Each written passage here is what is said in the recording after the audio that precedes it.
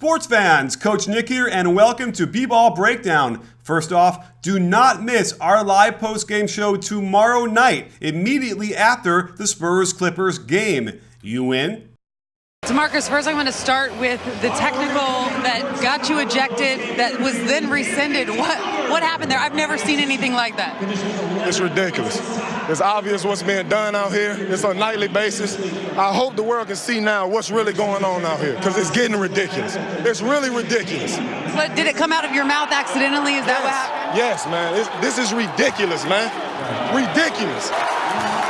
Well, it's safe to say ridiculous was the perfect word for Cousins' game last night as he poured in 55 points from all over the floor. Here's how his points broke down. He scored on 25 possessions total, 8 from post-ups, 6 on drives, and 6 on pick and pops. At 6'11", he looks like your traditional back-to-the-basket center, the kind of player we've seen for 40 years in the NBA.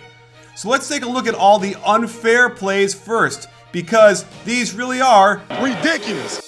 The one-handed snatch rebound leads to a fast break off the dribble, surveying the court like a guard, and no one stops him. He does the hezzy right to the rim and gets the roll off the glass.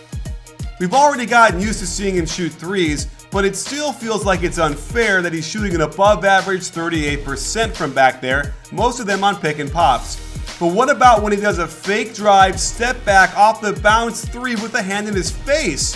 Ridiculous. Then you throw in the spot up where he shot fakes, crosses over, spin move, then drifts back to his right for the soft spinning drop shot. Like I said, ridiculous. Now, let's look at who he was doing all his damage against. The Blazers started with Myers Leonard on him, and he was powerless down low on that left block. I love the nifty little sky hook into the middle of the lane, and just look at how low he gets this ball. A simple drop step back to the baseline, and he's almost underneath the hoop. Kudos for trying something different, but fronting him didn't work either, as the help was woefully ineffective. And when Cousins went to work on the right block, Leonard gets caught with a two-handed shove while they were in the bonus. Boogie then took to the outside against Leonard, saving some energy by spotting up on the weak side and patiently waiting for Lawson to wrap this pass to him, wide open for the splash. In the third, with the Kings trailing by 12, Collison rejects the screen, then kicks it out to Boogie, who isos into a crossover step back from 19 feet. Great defense by Leonard, greater offense by Boogie. And on the switch, he gets CJ McCollum down on the block. Nice double down by Leonard to bump him. CJ strips the ball, but he gobbles it up and gets free throws.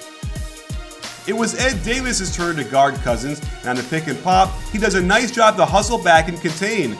But Boogie has a mature jab step game, and his tiny shot fake gets Davis biting, and all they can do is foul. Unless you think Cousins is just a bull in a china shop, watch his nice crossover into an up and under, a subtle shot fake gets Davis in the air, and more free throws. And on the isolation out top, Davis simply cannot seem to move his feet without causing a collision, and Boogie gets even more free throws. Davis tries to front the post later in the third, but there needs to be more pressure on the passer, and Plumlee does a terrible job coming over to help. And there's the boom shakalaka. We already showed how Davis couldn't keep Cousins in front of him, and on the delayed fast break, there's nothing he can do but hack him and put him on the line. Noah Vonleh tried his hand on a couple of possessions off of a switch from the pick and roll, and he can't keep Boogie out of the middle, nobody helps, and there's the finger roll. Again on the switch off the pick and roll, he just wraps him up. Problem was, the Kings were already in the bonus, so 2 more free throws. And that brings us to Mason Plumlee's turn on the boogeyman. He didn't start guarding him until the third, and he couldn't find a way to stop him either. Out of horns, Collison gives him the high post entry pass. The handoff leads into a cross screen so he can get position on that left block. Plumlee did a good job to get around that screen and make him change course a little bit. Boogie uses the left foot pivot to create separation, and the jab step shot fake gets Plumlee all out of sorts. Decent contest, but Cousins lets fly on a high release and drops it clean through. Midway through the third, and the Blazers were cruising with a double-digit lead. Boogie takes his time ambling up the court, but once they hit him up top, a simple drive to his left gets all sorts of contact and more free throws since Portland was in the penalty already. Into the fourth, the Kings went on a monster 17-2 run with Boogie getting 6 of them, and here, great defense to deflect the pass, but it goes right back to Cousins. Plumlee flops, and it's an easy lay-in to increase their lead. And after Portland regained their composure and the lead, Boogie went to work with ice in his veins. The pick and pop is defended pretty well, but he calmly sinks the 18-footer. And file this in the unfair category. On the pick and pop, Plumlee needs to contain the ball handler. Lillard can't do anything to contest this, and they take back the lead with this 3. Again, this is about as good as you're gonna play this defensively, yet Boogie hits once again for his 5th triple of the game. Ridiculous. And here's where things got a little screwy. Tie game with 41 seconds left, they run a zipper cut for him, which is already crazy because this cut is normally reserved for ball handling guards, and it turns into a simple isolation from the garden spot. He gets into Plumlee's body, maybe the chicken wing gets a little far out there, but nice spin move to draw the contact and get the soft shot off the glass for the and one. However, in his celebration, it appears that he spits his mouthpiece out at the Portland bench. When the refs process all this, they realize it's an automatic technical foul. And since Cousins was part of a double technical in the second quarter, he's gone, ejected. Then Terry Stotts should be able to pick who would shoot his free throw.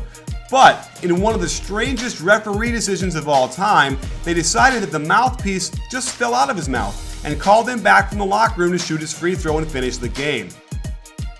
But here's a different angle.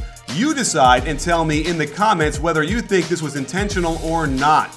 The Kings ultimately hung on to win the game, and that, sports fans, is the most boogiest of boogie nights.